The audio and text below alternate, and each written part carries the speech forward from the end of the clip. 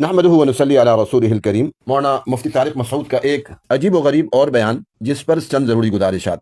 यासिर साहब ने ट्वीट किया, कहते हैं कि 2007 में मुज़ाकरात कामयाबी के करीब थे कि रियासत ने लाल मस्जिद में ताकत के इस्तेमाल से मुंह काला किया। अब 18 साल बाद इस दाग को साफ करने के लिए कुछ टट्टुओं को लॉन्च करके हर चीज से इंकारी हो गए। आपको पता होगा ये टट्टू किसको कह रहा है ये आदमी। इससे तो मौलाना मैं मुत्तफिक हूँ कि हमें मुहज्जब अल्फाज इख्तियार करने चाहिए। हमारे कुछ साथियों ने ऐसे बयान किए, मैंने हटवा दी है। मैंने कहा ये बयान नहीं चलाने। मैं खुद भी कोशिश करता हूँ कि अल्फाज को मुहज्जब इस्तेमाल किया जाए, लेकिन आपके अल्फाज खुद भी मुहज्जब नहीं होते। जब आपको जोश आता है, आप जलाल में आते हैं, तो हुदूद से तजावुज़ कर जाते हैं। आपके इतने ऐसी चीज़ें मौजूद हैं, अगर एक किताब लिखी जाए ना आपकी गलतियों पर मौलाना, तो एक किताब लिखी जा सकती है। आपने एक मकाम पर फरमाया वजूह यौमइज़िन नाज़िरा, बहुत सारे स्याह चेहरे उस दिन रोशन होंगे। अब ये स्याह चेहरे किस लफ्ज़ का तर्जुमा है? ये गलत तर्जुमा आपने किया है। तो गलत ये कि आप बहुत सारी गलतियां करते हैं, लेकिन उस पर इसरार भी आपका है। तो इसलिए आपको चाहिए कि आप जब भी कोई बयान करें तो उससे पहले चंद उलमा से मशवरा भी कर लिया करें। अब आगे सुनते हैं आप क्या फरमा रहे हैं। गुज़श्ता रात ग्रीन पार्टी के सरबराह ने बार बार ऐलान किया कि हम मुज़ाकरात के लिए तैयार, लेकिन मुरीद के में एक बार फिर ताकत और जबर का इस्तेमाल करके लाशें गिराई गई।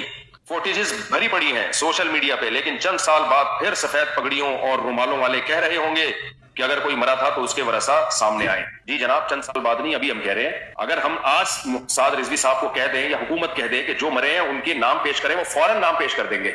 उनका कहीं जनाजा होगा तो साद रिजवी साहब खुद जाएंगे उनका जनाजा पढ़ने के लिए। चलिए, हजरत साद रिजवी साहब तो अभी रूपोश हैं, शहीद है, रूपोश है, अल्लाह ताला को इल्म है। वो तो एक बहुत बड़ी जमात है, उनके बहुत सारे उलमा मौजूद हैं। हमारी तो कोई जमात नहीं है, हमने तो कोई जमात नहीं बनाई।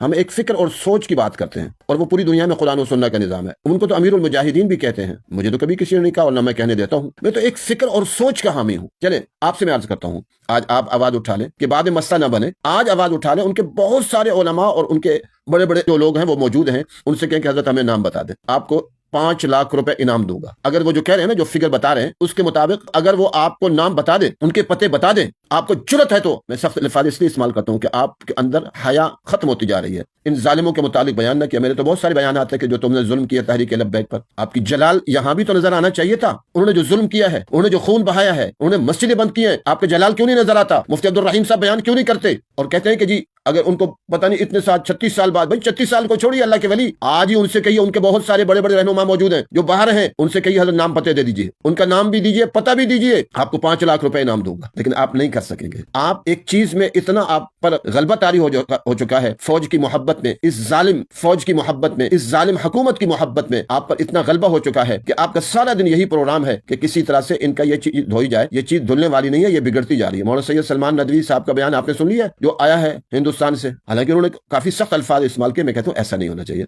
खुदा के लिए अपने ऊपर रहम करें, और जो रास्ता आपने चुना है, इजामतुर रशीद आपके हाथ से निकल जाएगा। यही कुछ था। मौलाना गफ्फार साहब मेरे लिए बहुत मोहतरम है, मुफ्ती फारूक साहब मेरे लिए बहुत मोहतरम है। यही कुछ हमारे साथ जामिया फरीदिया में कर रहे थे और हमने बर्दाश्त किया, कई साल बर्दाश्त किया, लेकिन उनका रवैया इसी तरह रहा जो आपका रवैया है। लेकिन अल्लाह ने फिर उनको जामिया से निकलने पर मजबूर कर दिया, अल्लाह ने किया। तो इससे आप अपने रवैये को तब्दील करें। अल्लाह ताला की पकड़ आती है, लेकिन फिर एक अरसे के बाद आती है। तो इसलिए ऐसी बातें ना करें और ऐसी चीजों से बचने वाले बन जाएं। अस्सलामु अलैकुम।